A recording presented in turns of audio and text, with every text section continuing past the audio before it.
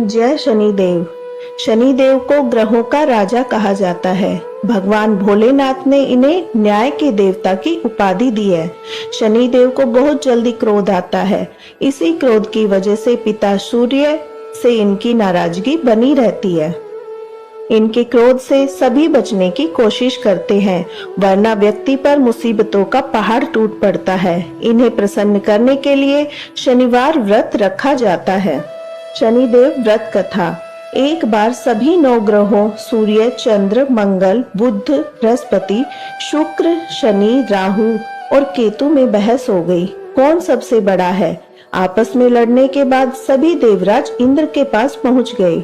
इंद्र असमंजस की स्थिति में निर्णय नहीं दे पाए, परंतु उन्होंने सभी ग्रहों को सुझाव दिया कि पृथ्वी पर राजा विक्रमादित्य है, वो ही इनका फैसला कर सकते हैं, क्योंकि वो बहुत ही न्यायप्रिय राजा है। सभी पृथ्वी पर राजा विक्रमादित्य के पास गए, अपने आने का कारण बताया। राजा उनकी समस्या को सुनकर बहुत परेशान हो गए। उनका चिंतित होना भी लाजमी था, क्योंकि जिसको भी किसी से छोटा बताया वही गुस्सा कर जाएगा। राजा के काफी सोच विचार के बाद उन्हें एक उपाय सूझा। उन्होंने स्वर्ण, रजत, कांस्य, पीतल, सीसा, रांगा, जस्ता, अभ्रक और लोह से 9 सिंहासन का निर्माण कराया। उन्हें उपयुक्त क्रम में रख दिया। सबसे निवेदन किया कि क्रमानुसार सिंहासन पर आसन ग्रहण करे।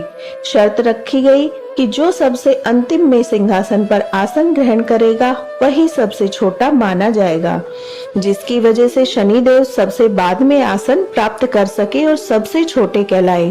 क्रोध के आवेश में शनिदेव ने सोचा, राजा ने यह सब जानबूझकर किया है।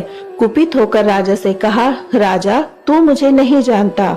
सूर्य एक राशि में 1 महीना, चंद्रमा 2.25 महीना 2 दिन, मंगल 1.5 महीना, बृहस्पति 13 महीने और बुध और शुक्र 1-1 महीने विचरण करते हैं, लेकिन मैं 2.5 से 7.5 साल तक रहता हूँ।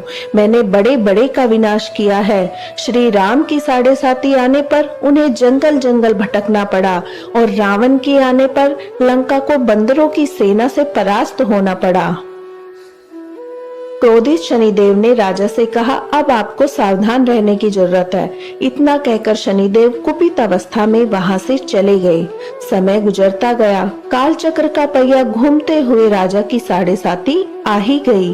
तब शनिदेव घोड़ों का सौदागर बनकर राजा के राज्य में गए। उनके साथ अच्छी नस्ल के बहुत सारे घोड़े थे। जब राजा को सौदागर के घोड़ों का पता चला तो अश्वपाल को अच्छे घोड़े खरीदने के लिए भेजा। अश्वपाल ने कई अच्छे घोड़े खरीदे। इसके अलावा सौदागर ने उपहार स्वरूप एक उस सर्वोत्तम नस्ल के घोड़े की सवारी हेतु राजा को दे दिया। राजा विक्रमादित्य जैसे ही उस घोड़े पर बैठे, वह सरपट वन की ओर भागने लगा। जंगल के अंदर पहुंचकर वह गायब हो गया। भूख प्यास की स्थिति में राजा जंगल में भटकते रहे। अचानक उन्हें एक ग्वाला दिखाई दिया, जिसने राजा की प्यास बुझाई। राजा ने प्रसन्नता में उसे अपनी अंगूठी देकर नगर की तरफ चले गए। वहां एक सेठ की दुकान पर पहुंचकर उन्होंने जल पिया और अपना नाम वीका बताया। भाग्यवश उस दिन सेठ की खूब आमदनी हुई। सेठ खुश होकर उन्हें अपने साथ घर ले गया। सेठ के घर में खूंटी पर एक हार टंगा था, जिसको खूंटी निगल रही थी। कुछ ही देर में हार पूरी तरह से गायब हो गया। सेठ वापस आया तो हार गायब था। उसे लगा कि वीका ने ही उसे चुराया है। सेठ ने वीका को कोतवाल से पकड़वा दिया और दंड स्वरूप राजा उसे चोर समझकर हाथ पैर कटवा दिए। अपंग अवस्था में उसे नगर के बाहर फेंक दिया गया। तभी वहां से एक तेली निकला, जिसको वीका पर दया आ गई। उसने वीका को अपनी गाड़ी में बिठा लिया। वीका अपनी जीभ से बैलों को हाँकने लगा। कुछ समय पश्चात राजा की शनि दशा समाप्त हो गई। वर्षा काल आने पर वीका मल्हार गाने लगा। एक नगर की राजकुमारी मनभावनी ने मल्हार सुनकर मन ही मन प्रण किया कि जो भी यह राग गा रहा है वो उसी से विवाह करेगी। उन्होंने दासियों को खोजने के लिए भेजा, परंतु वापस आकर उन सब ने बताया कि वह एक अपंग आदमी है। राजकुमारी यह जानकर भी नहीं मानी। अगले ही दिन वह अनशन पर बैठ गई। जब लाख समझाने पर राजकुमारी नहीं मानी, तब राजा ने उस तेली को बुलवा भेजा और वीका से विवाह की तैयारी करने के लिए कहा। वीका से राजकुमारी का विवाह हो गया। एक दिन वीका के स्वप्न में शनिदेव ने आकर कहा कि देखा राजन, तुमने मुझे छोटा बताकर कितना दुख झेला है। राजा ने क्षमा मांगते हुए हाथ जोड़कर कहा, हे शनिदेव, जैसा दुख मुझे दिया है किसी और को ऐसा दुख मत देना।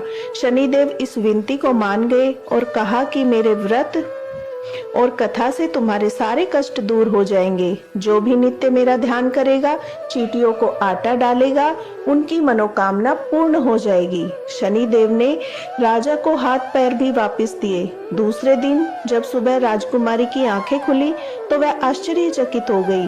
वीका ने मनभावनी को बताया वह राजा उज्जैन का राजा विक्रमादित्य है। मनभावनी खुशी से फूले नहीं समा रही थी। राजा और नगरवासी अत्यंत प्रसन्न हुए। सेठ ने जब यह सुना तो वह पैरों पर गिरकर क्षमा मांगने लगा। राजा ने कहा, यह सब शनि के कोप का प्रभाव था, इसमें किसी का कोई दोष नहीं है। सेठ ने निवेदन करते हुए कहा कि मुझे शांति तभी मिलेगी जब आप मेरे घर चलकर भोजन करेंगे। सेठ ने कई प्रकार के व्यंजनों से राजा का सत्कार किया। तब राजा भोजन कर रहे थे, तभी जो खूंटी हार निगल गई थी वही उसे अब उगल रही थी। सेठ ने अनेक मोहरे देकर राजा का धन्यवाद किया और अपनी कन्या श्री कवरी से पानी ग्रहण का निवेदन किया। राजा ने शहर स्वीकार कर लिया। राजा अपनी दोनों रानियों मनभावनी और श्री कवरी को लेकर उज्जैन नगरी लौट आए। सारे नगर में दीपमाला और खुशी मनाई। राजा ने घोषणा करते हुए कहा, मैंने शनिदेव को सबसे छोटा बतलाया था, लेकिन असल में वही सर्वोपरि है। तब से सारे राज्य में शनिदेव की पूजा और कथा नियमित होने लगी। सारी प्रजा के बीच खुशी और आनंद का वातावरण बन गया। शनिदेव के व्रत की कथा जो भी सुनता या पढ़ता है, उसके सारे कष्ट दूर हो जाते हैं। शनिदेव आरती। जय जय श्री शनिदेव भक्तन हितकारी, सूरज के पुत्र प्रभु छाया में तारी। जय देव जय देव। श्याम अंक वक्र दृष्टि चतुर्भुजाधारी, नीलांबर थारनाथ गज की असवारी। श्याम अंक वक्र दृष्टि चतुर्भुजाधारी, नीलांबर धारनाथ गज की असवारी। जय देव जय देव। जय जय श्री शनिदेव भक्तन हितकारी, सूरज के पुत्र प्रभु छाया में तारी। जय देव जय देव। कीट मुकुट शीश रजत दीपत लीलारी, मुक्तन की माला गले शोभित बलिहारी। कीट मुकुट शीश रजत दीपत लीलारी, मुक्तन की माला गले शोभित बलिहारी। जय देव जय देव। जय जय श्री शनिदेव भक्तन हितकारी, सूरज के पुत्र प्रभु छाया में तारी। जय देव जय देव। मोदक मिष्ठान पान चढ़त है सुपारी, लोहा तिल तेल उड़द महिषी अति प्यारी। मोदक मिष्ठान पान चढ़त है सुपारी, लोहा तिल तेल उड़द महिषी अति प्यारी। जय देव जय देव।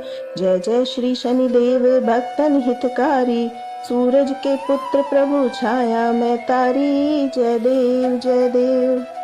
देव दनुज ऋषि मुनि सुमिरन नर नारी, विश्वनाथ धरत ध्यान शरण है तुम्हारी। देव दनुज ऋषि मुनि सुमिरन नर नारी, विश्वनाथ धरत ध्यान शरण है तुम्हारी। जय देव जय देव।